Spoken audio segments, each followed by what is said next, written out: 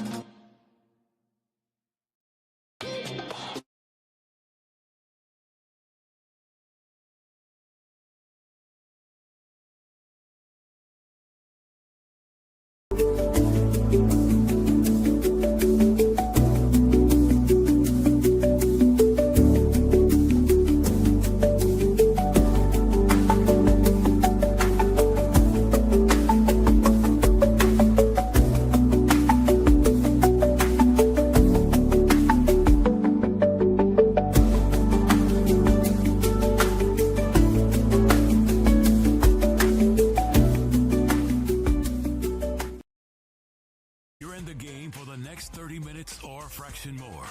Thousands all over the world are dressed out, and yet only one man is ready to start. He played with Garnett and the Minnesota Timberwolves, with a career that started with the Indiana Pacers, and earned the NBA Head Coach of the Year with the Toronto Raptors. You hear him on Sirius XM Radio and saw him on NBA TV. And now, get the buzzer ready. Start the clocks. Blow the whistle. Right now, it's time for former NBA head coach In the Game with Sam Mitchell. Welcome to In the Game. I'm your coach, Sam Mitchell. Welcome to the show again. Don't forget to hit that like and subscribe button to the In the Game Network. Also, don't forget to like us on YouTube. And what other entities are we on, Nadi? We're on YouTube at In the Game Network. In the Game Network, We're YouTube. Built for This Radio Network. Built for This Radio Network. We also on One Man Cave. And we on Amazon Fire and Roku. There you go. So on all those different platforms, you can subscribe and watch the show. Hope you're listening right now. We're going to get into some Summer League action tonight. The NBA Vegas Summer League starts tonight. And obviously, ESPN going to lead with the number one pick, Cooper Flagg. All the anticipation is, look, I don't think people tuning in to see if he's going to be a flop or if he's going to be great. I think people are tuning in just to watch him play because I think it's a foregone conclusion, the fact that he's with a championship caliber team, the fact that he checks all the boxes, the fact that mentally a humble young man that works hard, that's earned thus far everything he's gotten. So I'm not tuning in at 8 o'clock to see if Cooper Flagg succeeds or fails. I'm just tuning in to watch him play because I don't know if he's going to be an all-time great, but I expect at some point in his career to make several all-star teams. I expect him to be on teams that early in his career that contend for championships, been on a team with Dallas. I expect him to be able to flourish and grow and develop as a player to play that small forward position and that power forward position. So for me, the interest of the game is just watching Cooper Flagg. It's not about failure or success because for me, that young man checks all the boxes and personality box too. I think the interesting thing is they don't have him playing against the number 2 pick of the draft, right? They got him playing against the Los Angeles Lakers and Bronny James. That's the advertising. Now, have you seen Bronny play this summer? Have you seen his numbers and seen him play? I've seen clips of him play. I'm not about to sit here and watch Bronny James. I'm sorry. Man, and I'm not going to go in. I'm a father. But with LeBron, he's a player. There you go. That's what I was getting ready to say. I ain't going out nobody, daddy. That's what I was getting ready to say. We're talking about the play, not anything else. And this is another thing. When people say LeBron James opted in for $52 million, no, LeBron James opted in for $60 million. Because that $8 million that his son get, that $2 million a year that Bronny get, come on, Nadi. Right. And see, this is the thing, though, Nadi. Look, you can do whatever you want when you own your team. You can run it, manage it however you want. But understand the ramifications.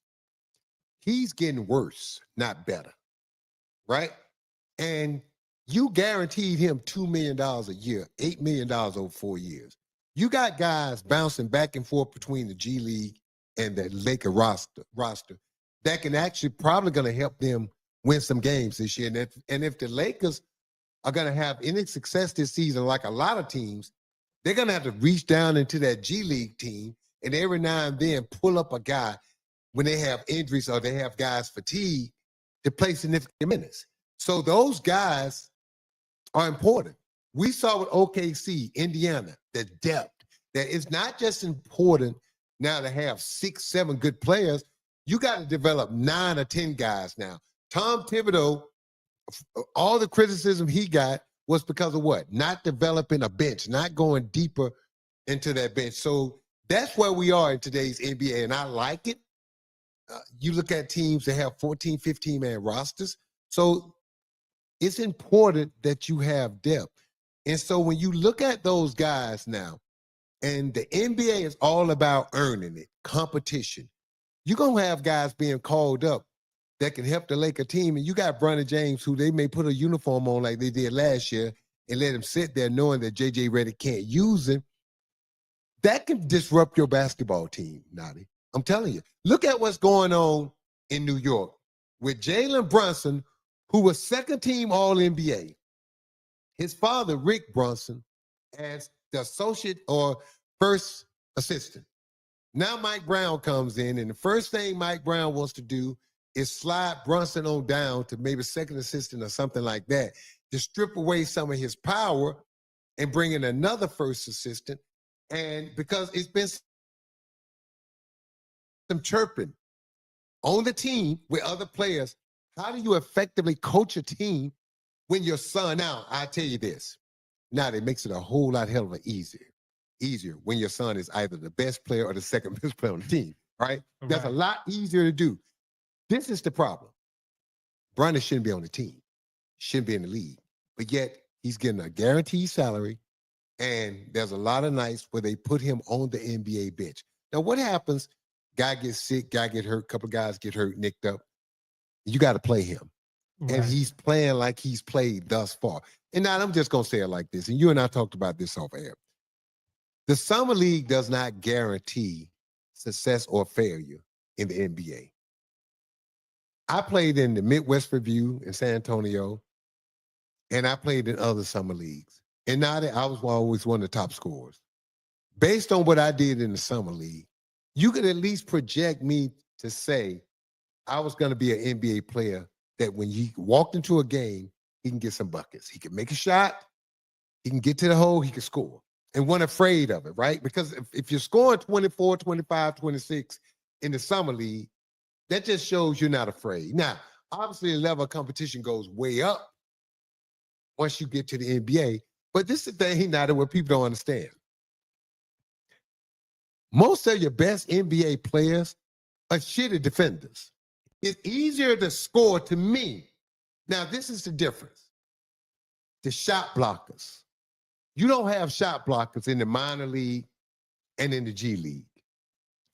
Most teams in the NBA got a couple of guys, 3 guys that can defend the rim, or even 6'8", 6'9" guys that can block shots. The athleticism. I always found it easier, like in baseball. All hitters will tell you they hit better in the major leagues than they did in the minor leagues. You know why? Quality of pitching. Minor league pitchers are young. They're wild. They throwing the ball all over the place. Hitters scared to dig in because they might get hit. Major league, by the time you get to the majors, you can't be walking people in the majors. They don't tolerate that, right? They don't tolerate walks from pitchers in the majors. So as a hitter, you know that ball is going to be somewhere around the plate. That's why guys hit better. Same thing in basketball. From a scoring standpoint, most guys make the NBA because of what? They can score, right? Right. They can score, and scoring makes other people better because my ability to score is going to always make the defense put them on edge and put them on heightened alert, which they're always going to lean toward me, which is going to create more time and more space and opportunity for your teammates, period. So most teams, most coaches, most GMs, the first thing they look at, I don't care what nobody say, these are first 2 things they look at. Can he score and can he shoot? Or can he shoot and can he score? 2 different things, Nadi. There's a lot of guys that can shoot that can't score. What I mean by that, the Duncan Robinsons of the world. Shooters, not scorers. Jalen Brunson is a scorer who can shoot. Karl Anthony Towns is a scorer who can shoot. Shai Gilgeous is a scorer that can shoot. The Joker, a scorer. That means when I say that, those guys can get you 28 to 30, 25 to 30 every night. When the last time a guy like Duncan Robinson averaged 25 points a game? Never. Because he's not a scorer. A scorer can put the ball on the floor, can score at all 3 levels. Those guys, they get an open shot, period. Okay? So those are things, the difference. So now that's the thing that is interesting to me about what the Lakers have done, and that the fact that Bronny hasn't got better. At some point, it's going to cause some problems. And you got to understand, the Lakers have been sold. This is now not a family-owned business to where whatever Jeannie says and how she feels about something, that's how it goes. Once this new ownership group comes in and they install people, they're going to look at this thing totally different. It's going to be business. Guys are not going to have the power upstairs that they have now. To get power with the Lakers now, you just got to have a relationship with Genie. It's going to be layers to that going forward. And as LeBron James get older and his role diminishes, he's going to have less power. Now, to the fact that the reason look, I have no problem with LeBron opting in for the $52 million. He earned it. He was second team All-NBA at 40, 41 years old. He earned it. Still, to his credit, one of the best players in the league. Yes. All right. Exactly. But if you want to win a championship, you could have became a free agent, and you could have sat back and you could have freed up a lot of cap space and allowed the Lakers to go out and make deals to strengthen the team. And then you could have took what left. And then everybody also, hold up, you're a billionaire. Hold up, before you laugh. MJ did it. Tom Brady did it. How much Tom Brady making? Think about something. Tom Brady's going to make more in television than he did playing quarterback. Why? Because he's all-time winningest quarterback. That means something. Look at Michael Jordan. How many years have Mike hadn't played? But yet, everybody wants Jordans. Even if the players in the league don't want them, you and I want them, right? Everybody. Yeah. Because winning. Because we brand winners. We love winners. We want to be around winners, right? When you have your children, do you send them to listen to the boy, the little train that thought he could, that couldn't? Or do you send them to listen to the little train that thought he could and did? Hey, man, I saw a movie, and I'm not going to get into the graphics of it, but Sean Connery said, he asked, it was the movie, what was this movie? Oh, man, about the FBI, and they got this nerve gas over San Francisco. And Nicolas Cage, Sean Connery told him, look, you got to be at this certain spot and ready to go when I get there. And Nicolas Cage said, I try my best. Sean Connery said to him, that's what losers say. Losers try their best. Winners get it done. Winners figure out how to win and get it done. Losers, I'll try. It means nothing. All right. And so when I look at the transformation of the Lakers and what they're getting ready to go through, it's going to be different. And I think where LeBron has kind of messed up, in order for him to find the right team, if the Lakers are in a rebuild mode, he's going to have to hope for a buyout. And for the Lakers, it does no good for the Lakers to buy LeBron James out. No good. Can you explain to me this idea of the Lakers being in rebuild mode when you have LeBron? Thank you. You have Luka, so you got two top 10 players. Yeah, and you just added DeAndre Ayton, the former number one pick. Right. So, hold up. Luka Connect is The Lakers didn't say that. Luka didn't say it. Who made that statement? Rich Paul. He said, I understand the Lakers might be. Rich Paul. Well, my thing is, if you thought that, why did you opt in? If it's about winning a championship. I think Rich Paul has got to that point where he's been around a certain type of people that lie in politics. Because there's no way you can look at that roster and say they're rebuilding. Now, you might not think they're the best. Thank you. But you may not think they're a championship team, but you can't say rebuild. Ayton was the number one pick. LeBron James was the number one pick. Luka was what? The third pick. Third pick. Should have been number one. So you got basically three guys that two were number one, and the other one was third and third pick. And then Luka has been first team All NBA. Right. LeBron James second. Name a team with a first and second team All NBA players rebuilding. Makes no sense.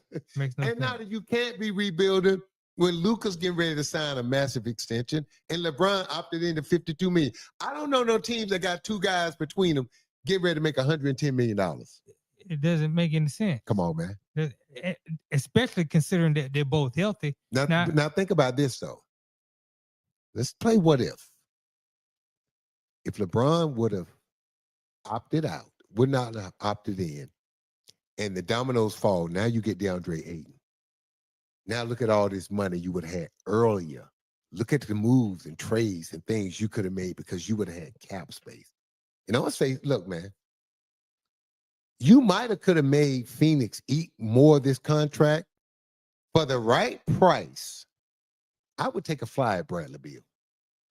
The right price, if depending on how much of that contract Phoenix could absorb, I would take a flyer on Bradley Beal, because you know as well as I know, with Kevin Durant and Devin Booker, he was the third option.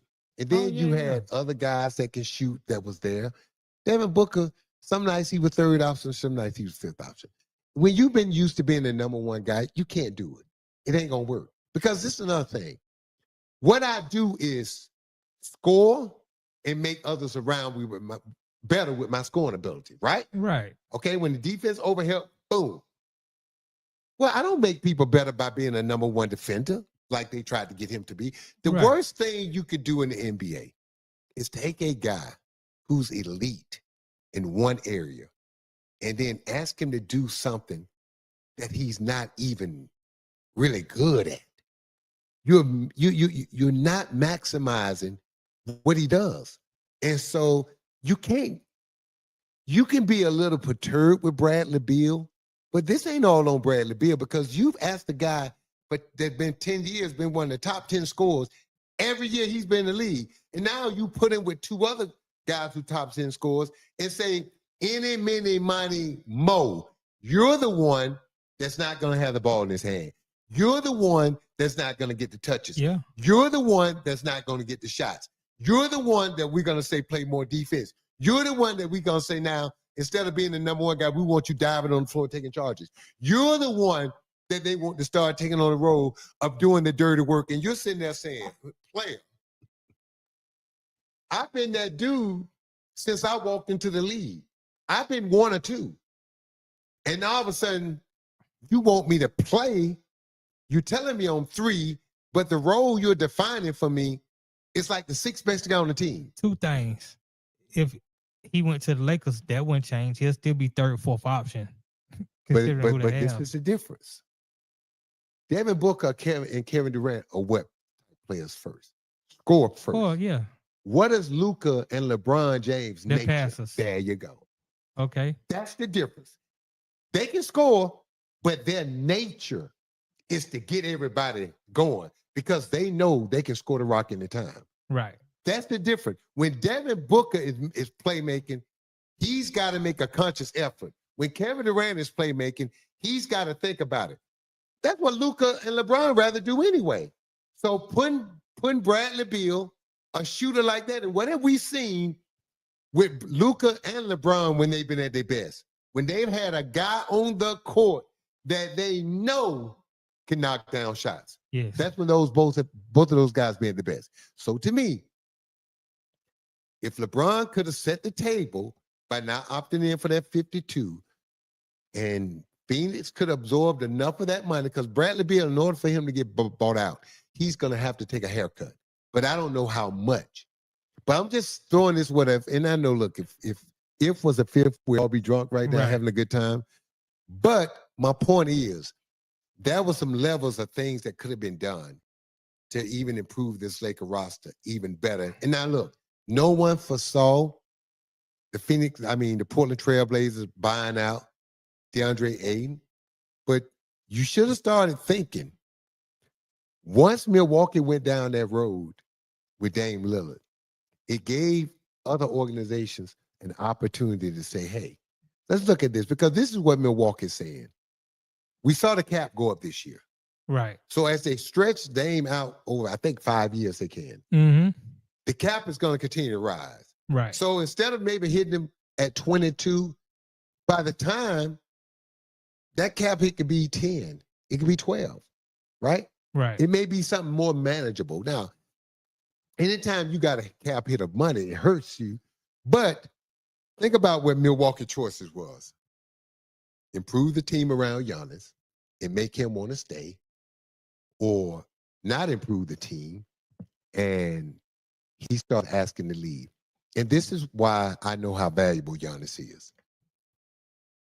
They're going to pay Dame all his money, and they gave Miles Turner $25 million a year, right? Mm-hmm. So that's let's round it out, $240 million between those two. Guaranteed they're going to pay out, right? Right. So we know Giannis, if I'm going to do that to keep Giannis, what does that mean Giannis is worth to the Milwaukee Bucks? Max. No, $1 billion. Right, more. everything.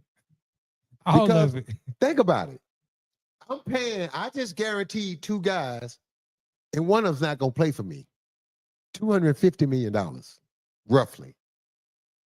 All to keep one guy, Giannis, so he don't have to leave. Right. So that tells me, money-wise, with all the money they got invested around that arena, all those bars, them owners came to the Milwaukee Bucks and said, man, Giannis is worth a couple of $1 billion over the next 5 years. Because they committed 5 years to Dame and Miles Turner.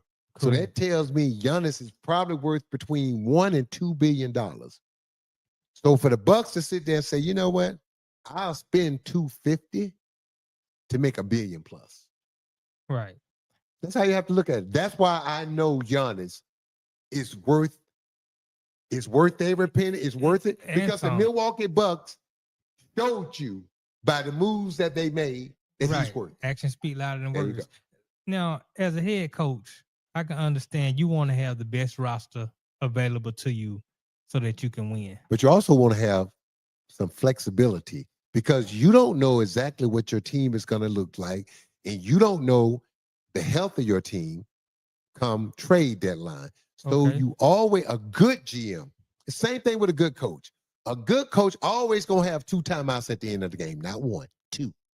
A good GM is always going to leave some flexibility for the trade deadline. And even if he has to make a move that brings in a guy that's your 8th man, a better 8th man, because that 8th or 9th man, if you get an upgrade there and you get an injury, you can still win. So a good GM is never at the start of the season going to say, look, I've done everything I can do. Well, tapped out, capped out, locked out. We can't make another move. Right. If your GM thinks that's going to get it done, no, not a good GM. No, we've been seeing this whole off season. We seeing these teams not trying to go into that second apron. Absolutely, because it makes it where you can't do anything. Okay, now a guy like LeBron, who's going to take the max, that's just what he's going to do. And we say he could have took less to make the team a little bit better. Yes. Why don't we put LA got a lot of money? Why don't we put the onus on the owners? Go into that second apron if you want to go and get better, but don't take out my pocket. Let me tell you why you don't do that. Let me explain basketball, the business of basketball. Okay. And this ain't me.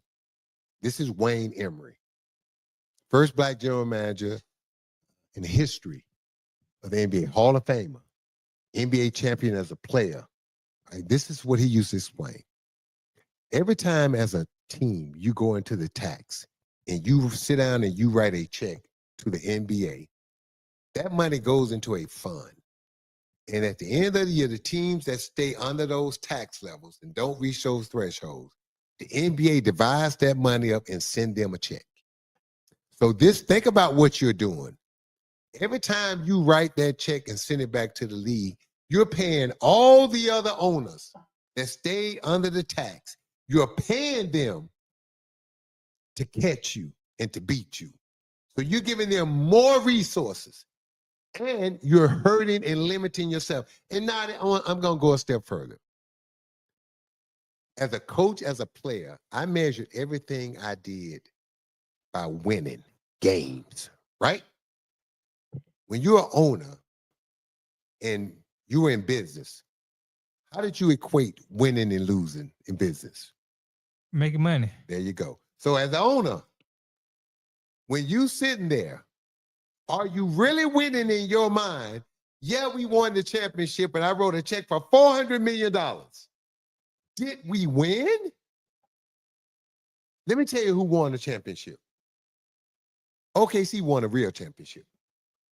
Why? Look at the contracts they done gave out. They done maxed out Shea. They done maxed out Jalen Williams. And they maxed out Chet. Now, for me, I don't know about maxing out Jalen Williams and Chet. Jalen Williams was a tough one not to because he made, hold Whoa. up, Okay, go ahead. hold up. Because he made, what, third team All Third team NBA. All NBA Now, I'm going to say this. and All-Star. Let's go through the history of the league. And I can show you more guys than not that have made 1, 2, 3, or 4 All-Star teams. And don't mean they're all-time great. It happens. Agreed. Right? A lot of being an all-star, who had a down year when you came? Who missed games? Think about some of the things now. Think about it. So there's a lot of things that factor into that. You can make the case for Jay Will because he made third team All-NBA. Chet at 15 points, 8 rebounds? No. Max? Those are the type country. Now, I understand why OKC did it. They looked into the draft, the future of the draft, and they said probably where we're going to be drafted for the next 5, 6 years, there will not be a player anywhere coming through down the pipeline that's going to be better than Chet. Okay. But that don't mean he's a max player. Because this is the problem. If you ever draft someone, they turn out to be better than Chet, that's when you're going to have the problem. OKC done been down that road before, haven't they? That's how OKC lost James Harden. Right. So they're putting themselves in the same position because, again, Nadi, Julius Randle, when he was with the Knicks, made second team All-NBA, signed an extension for way less than max. So don't tell me you can't do it. It's been done before. And Julius Randle numbers were better than Chet. This is the difference. Chet team won the championship, but how good did Chet play in the finals? He was Average to below. right. Okay. Now, I know you won, but again, I think that contract is going to come back and bite OKC in the ass. I think that's the first move that they've made that I think is a red flag to me, because as we've seen, these guys with these big contracts, when they can't play up to that level, you can't move them. Look at Paul George and others that you can trade, you couldn't give them away. There's not enough first-round picks you can attach to some of these guys with these big contracts to move there. Look, I hear the news right now. We got to pay some bills. Don't forget to hit that like and subscribe button. We'll be back in a few minutes. You listen to In the Game, and I'm your host, the coach, Sam Mitchell.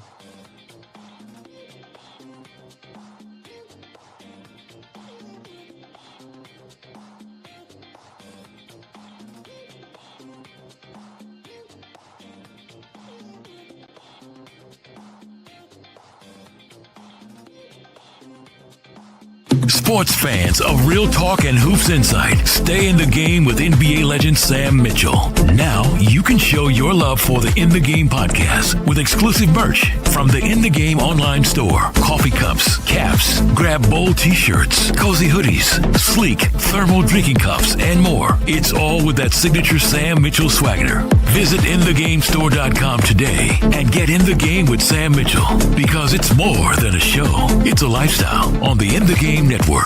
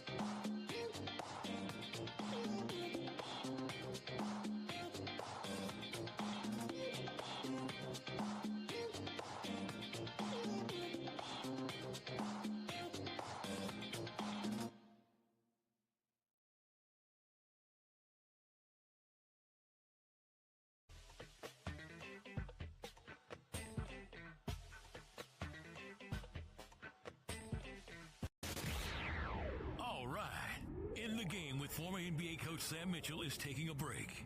We'll be back in less than 2 laps. This is the In the Game Network.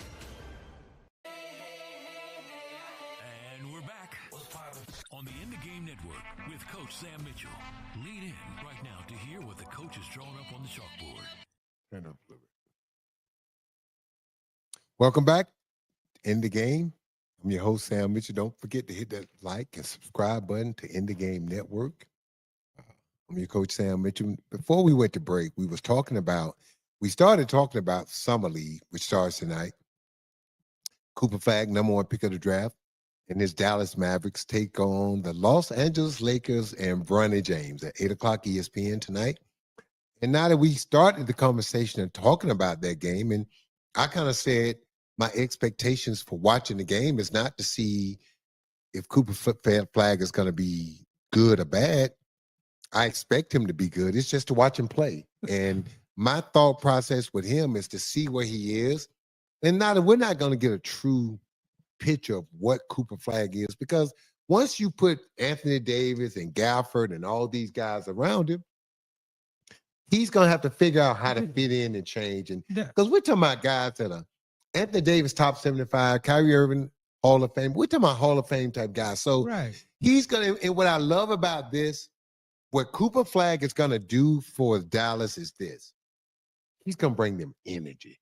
Think about what Magic Johnson did for a Laker team with Kareem and all those older guys that were kind of set in their ways.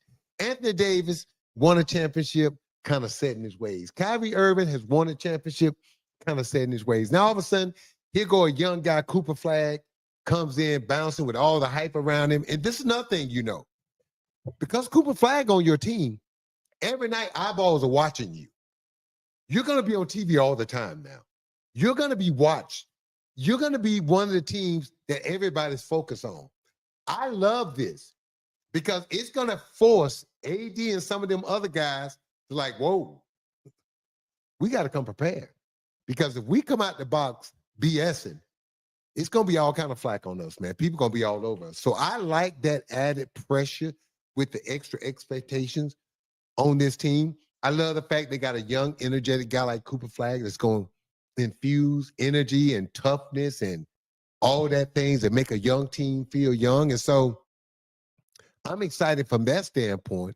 It's still befuddling to me to why he's not playing against Harper. I was going to ask you, how surprised are you that he's even playing in the Summer League, being the number 1 pick? Not only being the number 1 pick, but I mean, we've seen highly touted number 1 picks not even play in the Summer League in the past. He's going to play 2 games. Okay. And that's it. All right. Which, again, Summer League is not what it used to be, Nadi. When I first played in Summer League, people, I played the whole summer. I remember when David Robinson played in the Midwest Review. If I remember correctly, he played every Summer League game.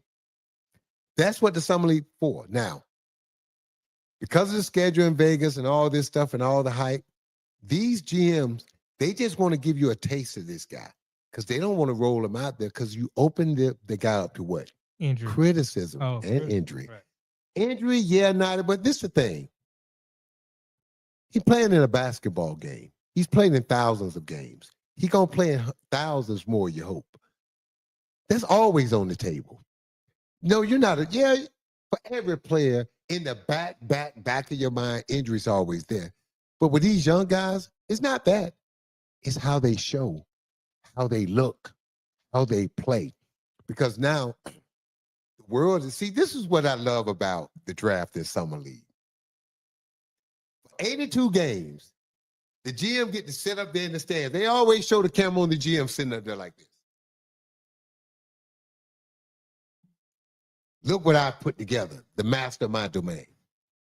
And he gets to sit there with his little cronies and they chirping in his ear. Oh, the coach should be playing this guy. Oh, the coach ain't doing this right. Oh, the coach needs to be doing this. Oh, our guy needs to be playing. You get that all year. As soon as the season over, playoffs over, championship crown, and we having our draft meetings. You know what I would come into the draft people, all the scouts and stuff? I used to say, all you mofos that been sitting back there stabbing me in the back, now y'all ass is on Front Street. Now we get to see what y'all know. And now your job, your expertise is out there for the world to see. Because the GM is gonna pick based on the information that he get in this room among y'all. So y'all been killing me and my staff all year about what we shoulda, coulda, woulda done. Now it's y'all. So now when we go to Summer League, that guy that y'all recommended to pick, let's watch him. Let's watch him develop. See, now I'm going to give you a nasty thing that happens in the NBA. People don't understand this. That's how coaches get fired. When the GM, when that staff picks a guy, and let's say that guy is struggling, and that GM goes back to that room in them meetings like, look, are we sure we picked the right guy? So-and-so struggling. He's struggling with this. He's struggling with that. Let me tell you what them scouts gonna say. Oh, man, it ain't him. It's look how the coach is coaching him. Look how they talking to him. Look how they using him. He used to doing this, this, and this. He used to doing this, this, and this. Well, maybe the coach got to play in this way. Maybe the coach got to do that. See, they put it all on the coaching staff because they don't want to take that heat. So now, think about this. And I say this. Obi Toppin struggled in New York defensively, right? Right. He goes to Indiana. He fits in like a glove for a team that goes to the Western Conference Finals, Eastern Conference Finals last year, and to the NBA Finals of Game 7 this year. And dude, he played well. He played better than Miles Turner. Now, he didn't play good in Game 7, but that wouldn't be a Game 7 if Obi Toppin wouldn't have gave you, and not just offensively making threes, his defense. He's picking up 94 feet. Let me tell you what else hurt Tibbs. Leon Rose, they drafted Toppin. He was a high pick, right? Yeah. Didn't work. Round. Couldn't work for Tibbs. Now they're sitting there saying he's in Indiana. All the things that our coaches say he couldn't do, he's checking those boxes there. See, now that gets you fired too. Because these guys are judged on their draft. The GM is judged on the draft, and the GM judges his scouts on that draft pick. And they come to a consensus in that room. And now I'm telling you, before they take the heat, that's why now that you see coaches get fired first. You'll see a coach or two get fired before somebody finally realized the guy we took number 5 can't play. He ain't that dude. We done went through 9 coaches, 2 head coaches in their staff. Right. To figure out what every fan knew after Summer League, he can't play. But this is the thing I used to love about the owner in Toronto, Mr. Tannenbaum. When we would have meetings, he would say to this, when we're talking about the draft, he said, guys, I want you to understand this. I understand the draft is an imperfect science. It's not perfect. He said, I would never blame you guys for picking the wrong guy. He said, but what I will blame you and hold you accountable for is making everybody swallow that shit when he can't play. That's when I would blame you. He said, if we draft the wrong guy and we figure it out early before everybody else in the league figures out and we move that guy, that's a good staff because everybody's going to make mistakes. The key to this now is what staff and what front office recognize they made a mistake soon before everybody else realizes it and they can move that guy. Right. That's the difference in good front offices and bad front offices. Every front office draft bad players that can't play. Everyone. OKC done kissed some princes, but they done had a lot of frogs come through there. Right. That's impressive. Right. He'll tell you. Every organization. Oh, yeah. How teams to beat. This is the key. As soon as I recognize it, before everybody else recognize it, we package him up, we clean him up, and we ship him out. That's the key. And Mr. Tannenbaum used to say that. I will hold you accountable. If you're going to sit here, make me fire a coach or 2. 5 years in, and we done paid this guy before we sitting in the room saying he's not the guy that we thought he was. That's when I clean house. We're talking about summer league, and you were asking why is Cooper Flagg not playing against the number 2 guy, and I'm looking at it.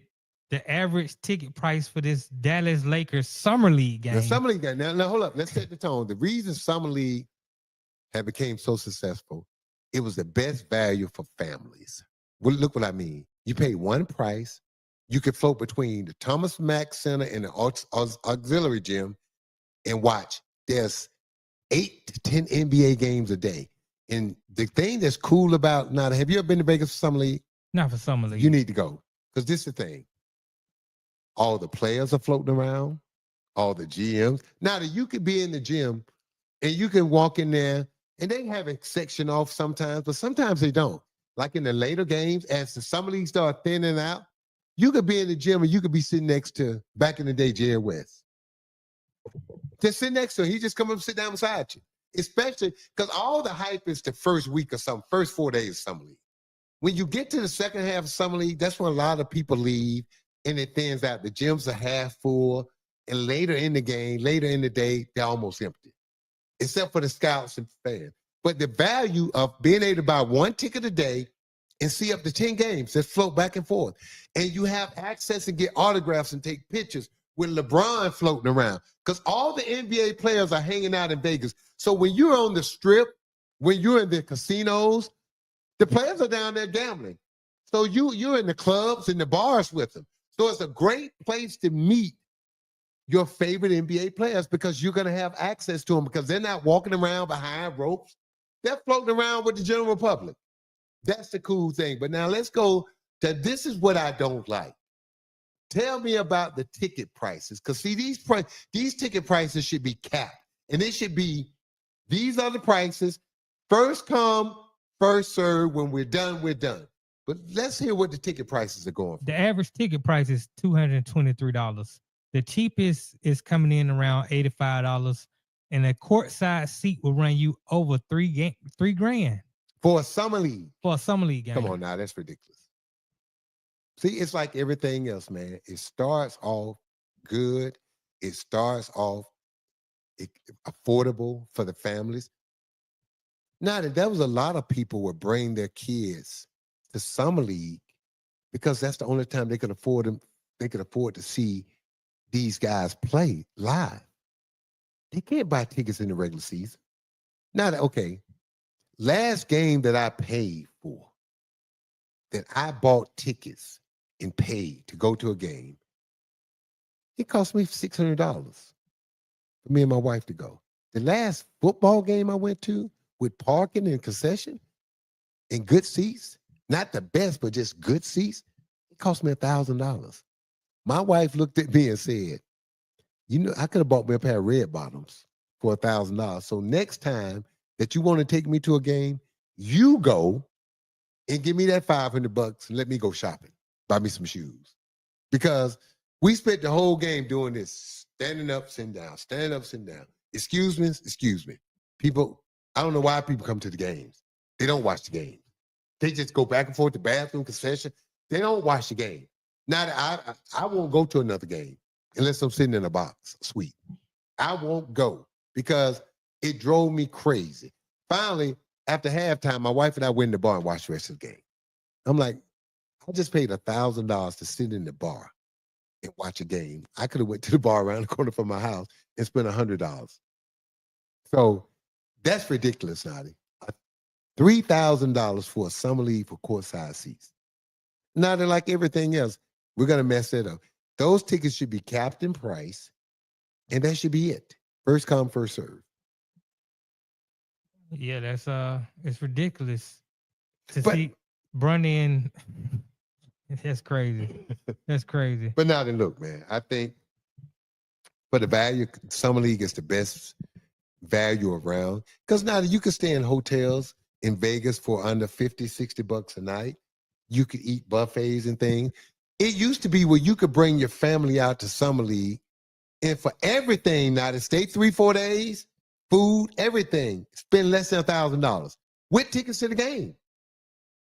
Think about it. That's a heck of a value for a family of 4. To be in Vegas for 4 days, to stay in a hotel, to eat out 3 meals a day, and go watch the future stars of the NBA, all for under $1,000. You can't beat that, man. Right. No, you can't. But now those days are over. Yeah, the NBA is trying to make as much money as they can. Dude, that's not the NBA. That's the people that run the summer league. NBA participates. NBA don't run summer league. Oh. That's another entity. Run summer league. Well, that's interesting. No. Because again, it's going to get to the point where it's unaffordable. Then what we're coming down to? So we're just going to price out all the fans. You sound like Deion Sanders, who also says that college football, it needs to be capped off. Look, I like that signal right there. When we come back, we're going to talk about Deion and college football. And Deion had been out for a while. He made his triumphant return back to the team and to get them ready for the upcoming season. You're listening to In the Game. I'm your host, Sam Mitchell. We'll be right back after these short messages.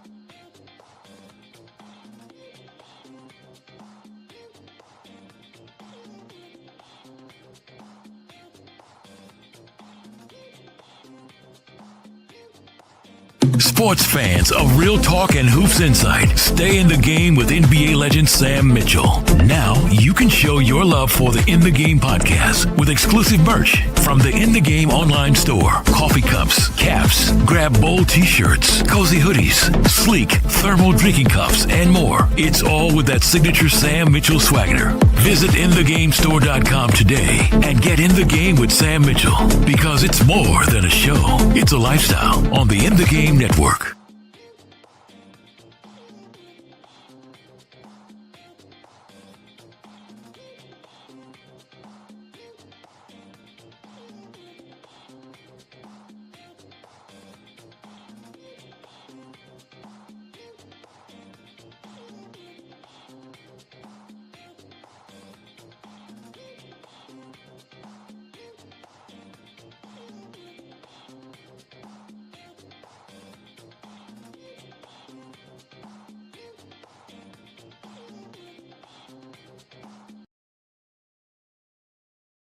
During your presser about NIL and what these players deserve and how the game is modified to that point. From where you sit, doing it at the highest level in the NFL, how do you believe NIL should be guardrailed now, especially with the revenue sharing? I wish it was a cap. You know, like the top of the line player makes this, and if you're not that type of guy, you know you're not going to make that. This is what the NFL does.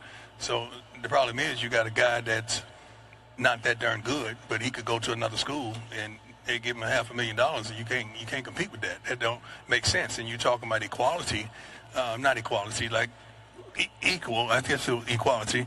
And all you have to do is look at the playoffs and see what those teams spent, and you understand darn near why they're in the playoffs. Mm-hmm. It's kind of hard to compete with somebody who's giving $25-30 million to a darn freshman class. Right.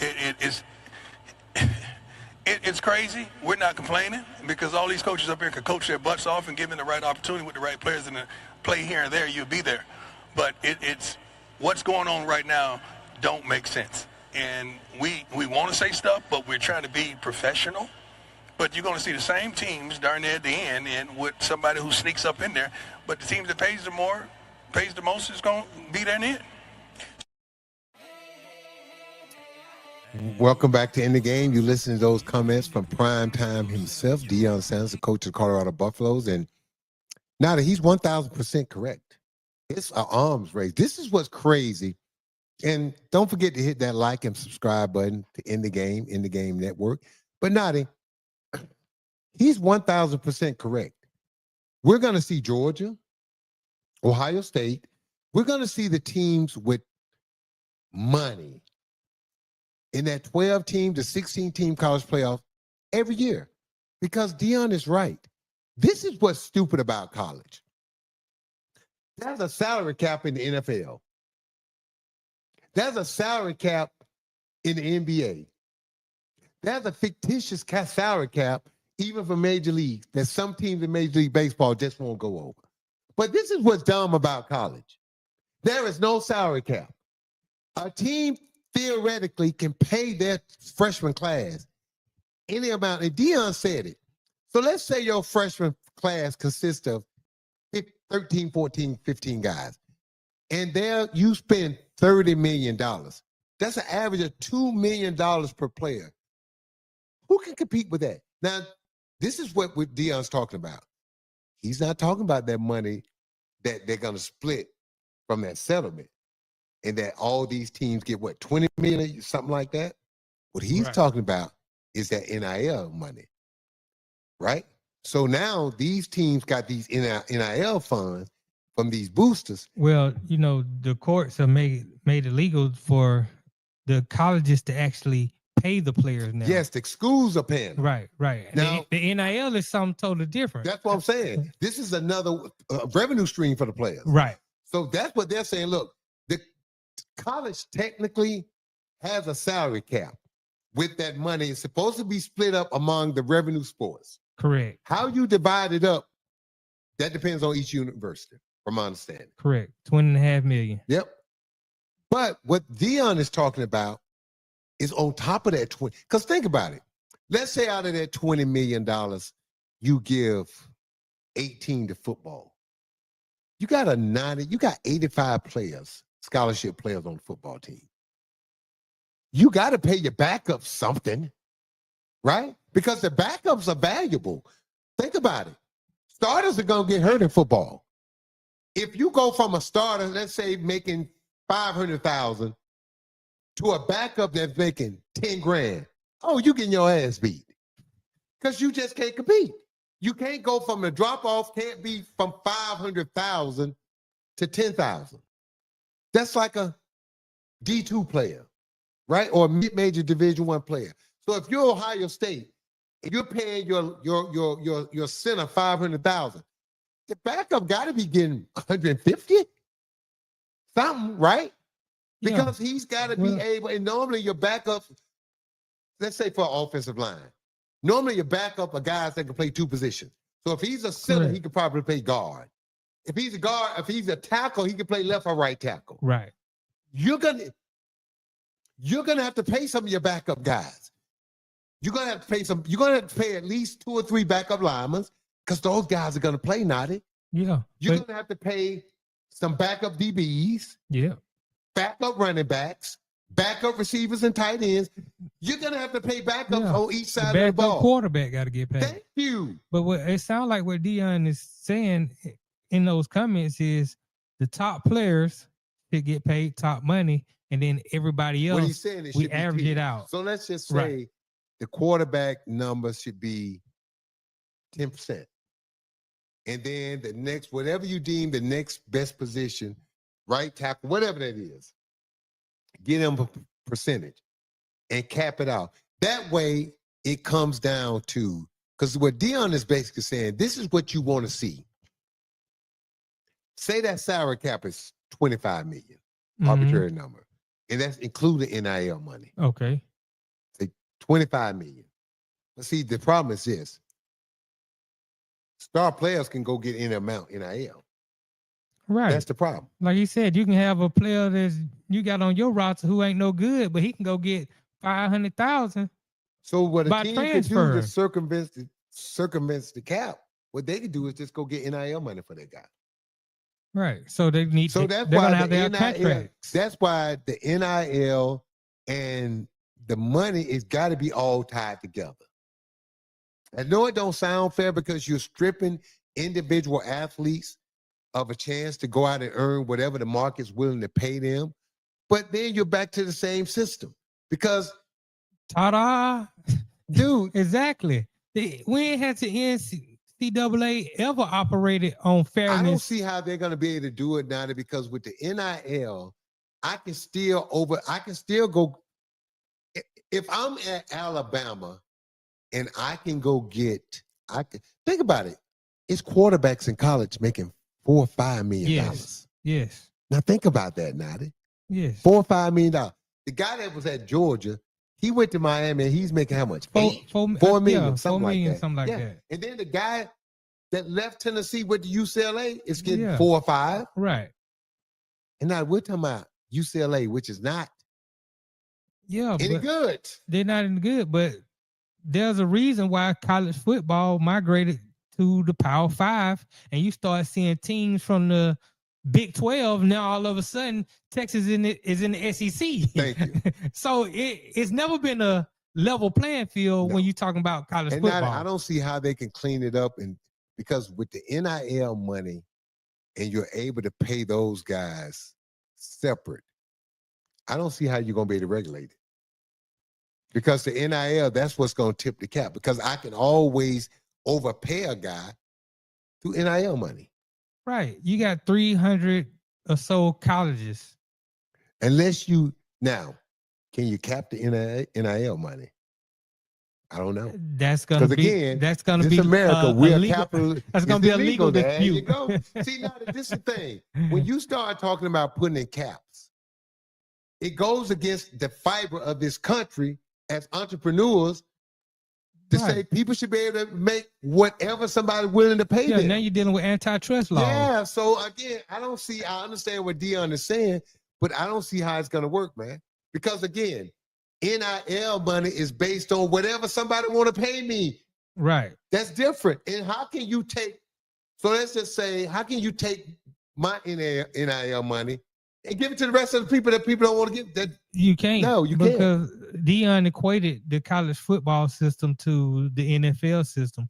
Well, in the NFL, I'm going to pay Lamar Jackson the contract, but when he gets Nike can pay him whatever he wants. Whatever they want. There you go. You got a lot of players that go to LA or go to Dallas or go to New York. They can make more money off the field. Make money off the field. So you can't stop the NIL. Well, okay, then there's no way, because technically they have a salary cap. Technically. But with the NIL, you don't. Correct. Because now I can circumvent the cap and pay guys. Because how are you going to regulate where the NIL money come from? It's impossible. That's my point.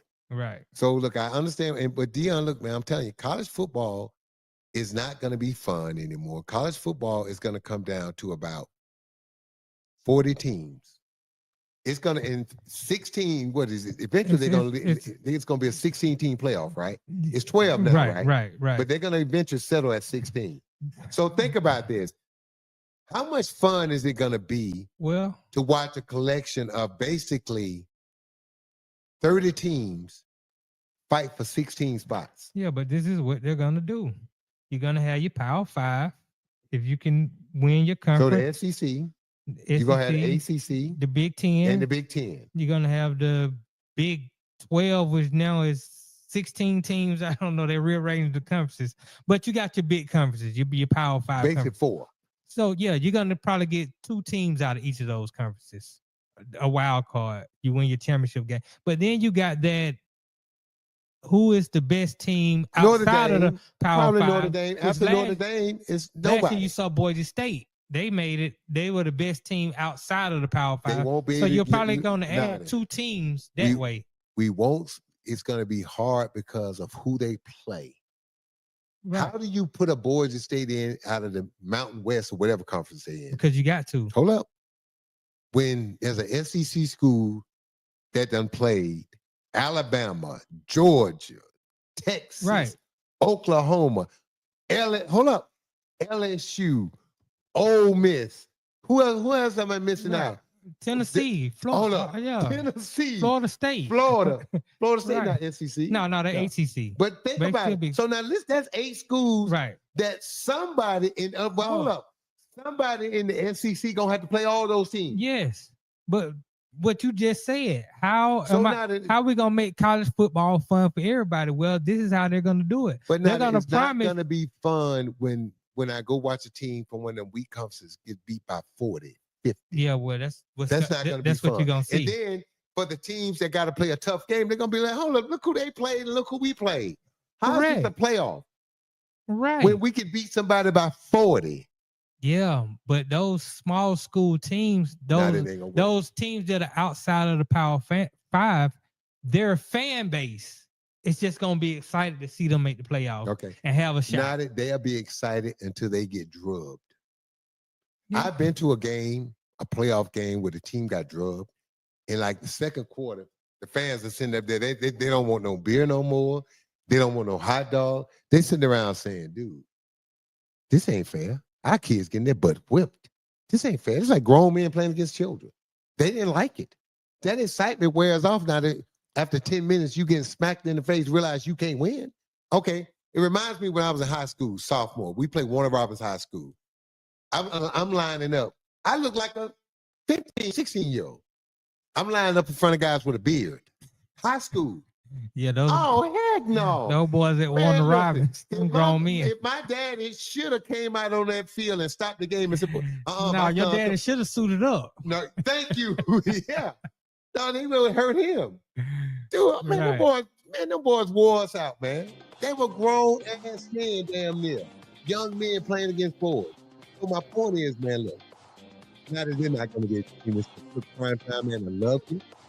Look at it. We're going to come back for one more short segment to clean some things out and close short. But you're listening to In the Game with your host, Sam Mitchell. We'll be right back for these short messages.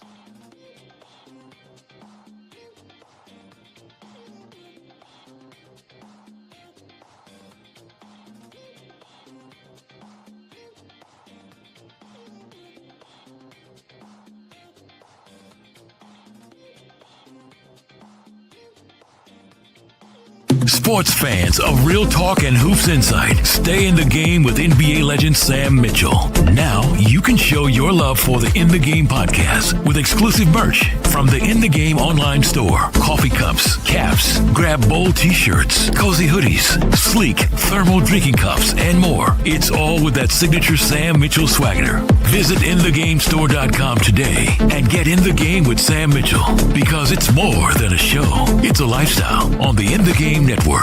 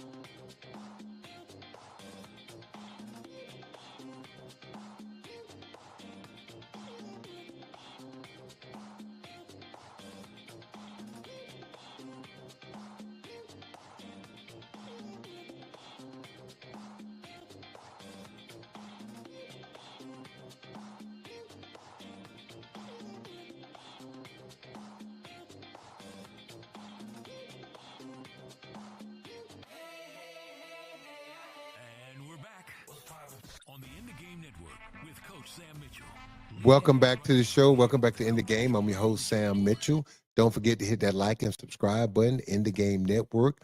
Also, every Monday at 1 o'clock, the raw side of, raw side of things? The raw side of things. The raw side of things by Sir Bam Bam. Oh, yeah, it's going to be good. Hosted by comedian Sir Bam Bam. It is hilarious, people. It is a funny look at these tough and trying times that we're living in today in 2025. So don't forget, every Monday, 1 p.m., hit that like and subscribe button and tune in to the raw side of things. But now to listen. When I decided to do this show and we talked about it, my background is sports, but I'm passionate about a lot of other things. I'm passionate about politics. I'm passionate about education. I was a teacher, a special ed teacher for a year. I'm passionate about our military.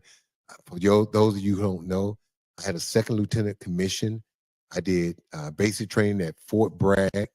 I grew up in a military town. It was Fort Benning, then changed to Fort Harrimore. Now they changed it back to Fort Benning, whatever.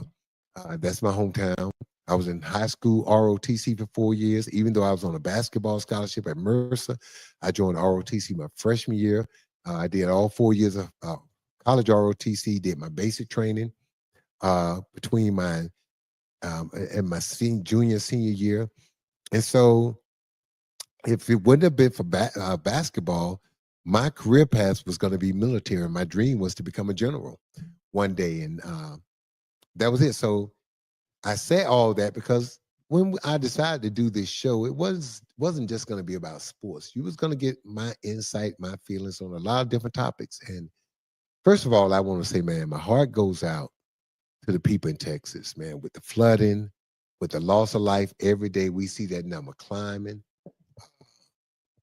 And look, man, it's not about blaming someone. At the end of the day, the blame is on we as individuals. We have to take accountability for ourselves and the decisions that we make. But there are some things that could have been done better. There are some warning systems. And this is where, as a nation and as a people, we got to get better. Man, we got to stop making decisions based on what it's going to cost. I mean, what is the price tag of all those children that got swept away? All those mothers, all those fathers, all those brothers and sisters and aunts and uncles and cousins and friends that got swept away. What was the price? What was their value as people? Who knows in that group of people that passed away, got swept away, who knows what some of those people could have become? Who knows not if the person in that group could have developed the cure for cancer, if the person in that group could have developed cheaper energy. We don't know who we lose when something like this. And not to say this could have been avoided. It could have been mitigated. It could have not as been nearly as bad when you hear the news. So it's not about blaming people. It's about accountability, starting with yourself first. And then about the people that we elect, that we put in charge to make decisions based on the money and the budgets that we give them.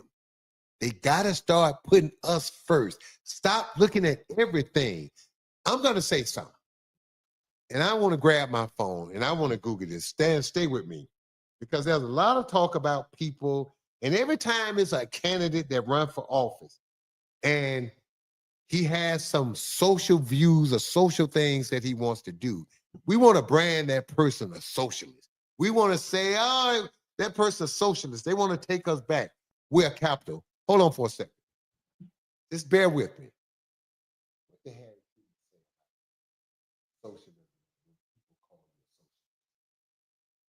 All right. I'm going to read something.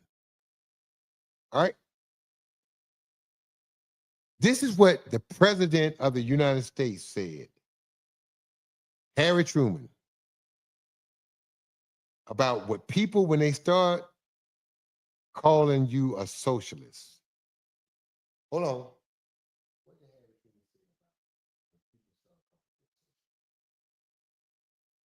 I got to find it. Okay. I got to find that emphasis. Basically, what Harry Truman said was, I'm going to paraphrase it. He said, when people call you a socialist, he said, public works is a social program. The FDIC, now that when you put your money in the bank and the money is guaranteed and backed by the federal government, you know that's a socialist program, right? And he went down the list of all these things that, quote unquote, was socialist, by the socialists. And he said, social programs are designed to help all of the people, everybody, to make their life easier.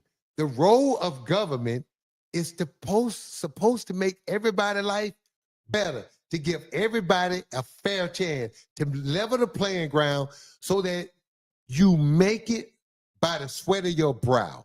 You get into this life what you put into it. So when you hear these people, and Harry Truman said this, when they start calling you a socialist,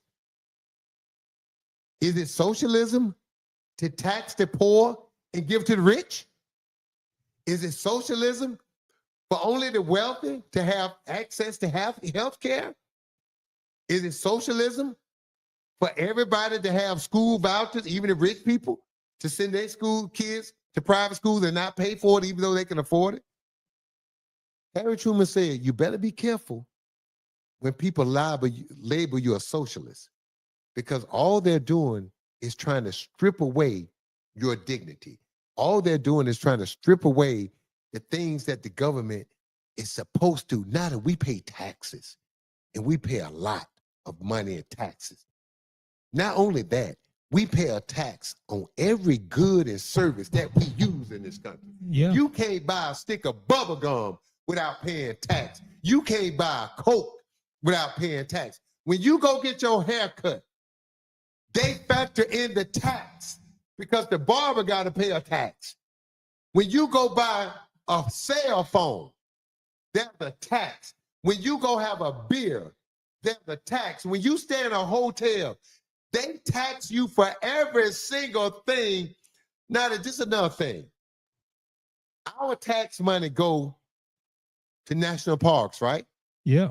We fund those. Yes. Why the hell we have to pay to go into a park? Think about it. Because we're already paying for it. Right. And then you turn around and make us pay a fee. You know, in other countries, they don't do that. Yes. Because the government already said, you already paid for this. So we're hitting you over the head. So my point is this. We don't get one freaking thing in this country free. Not one thing. We pay for everything. When we buy a house, we never own our house because we got this thing called freaking property tax. You can have a $2 million house and owe 20 grand in property taxes. And somebody can go to the steps of the courthouse and buy your house for $20,000 because you couldn't afford your property taxes. You done paid off a $2 million loan for your house, but you can't afford $20,000 in property taxes, and they'll take your house. So this country don't give you nothing. But yet, every time we get a candidate or people that try to give something to the people, it's a ripoff. Guys, we're getting used. We're getting sucker. We're getting the old banana in the tailpipe. We got to get sick of this. They're killing us. They're robbing our pockets. Dude. And then they turn around. Now, this is how stupid we are. I know I'm going over my time. My mother helped me to this. When you have a job, you pay a thing called an unemployment tax, right? Yes. That means when you become unemployed, whether it's your fault or a layoff, whatever, that means there's a nest egg of money that you've put away that the government is taking out of your check. So now when you're unemployed and you need your money, you're supposed to go down there and get your money. Look at what we do to people. We make them fill out all these damn forms. You don't fill out one form for them to take your money out your check. But yet, in order when I'm unemployed, I got to fill out all these forms. Then I'm going to make you come down there and I'm going to shame you. We make people feel ashamed to go collect unemployment benefits. Understand something, people. If your ass ain't never had a job or paid into unemployment, you can't get unemployment. That's how it works. So when your ass is unemployed, you should put on your Sunday best, shine your shoes, brush your teeth, slick your hair back, and go down there and get your damn money with pride because it's your money. But this country is so screwed up, we make people feel bad for going down to get the money that they paid into. So it's a ripoff. I'm going to take your money and I'm going to shame you and dare you to come down here and get it. The answer to your question is no, that's not socialism, that's capitalism. Thank you. So people, stop being suckers and stop letting these people use you and warp your mind. They're fooling you. Think about this, people. Rich people don't have a problem with using their means to do what? Not pay taxes. Rich people don't have a problem using their power to do what when they go in a restaurant? Oh, Mr. So-and-so, your meal is on us. Do they say no? They take it and don't leave a tip. Rich people don't have a problem with all the perks that they get, all the free shit that they get. But as soon as somebody want to give your ass some health care, as soon as you need to go down there and get your ass your unemployment, they make you feel shame. Think about this, people. Listen to what they're telling us. You need to tighten your belt. You need to be more physically responsible. Really? Really? People, I want to leave you with this. We've been quick, banana in the tailpipe, get us straight, all those phrases for being dumbasses, they're on us. We need to wake up and start banding together and call BS on the BS. Listen, I keep telling you guys, don't hate the player. Hate the game and do something about the game, because right now the game is rigged. If you want any sense of fairness, or if you want this thing to be remotely right for our children and their children, we better stand up and start making our voices heard. And we better start putting people in office that's going to do exactly what we say. I find it unbelievable how we can elect someone and they vote against our interests. If we elect you and we want health care and we want these things, it's not about what you think. It's about what we sent you there to represent us for. Listen, man, I'm getting hot right now. You're listening to In Your Game. Don't forget to hit the like button and subscribe button. In the Game Network. Look, tune in, stay cool, stay safe, and keep the man upstairs up front. You listen to In the Game. We'll be back Tuesday. I'm your boy. I'm your coach, Sam Mitchell.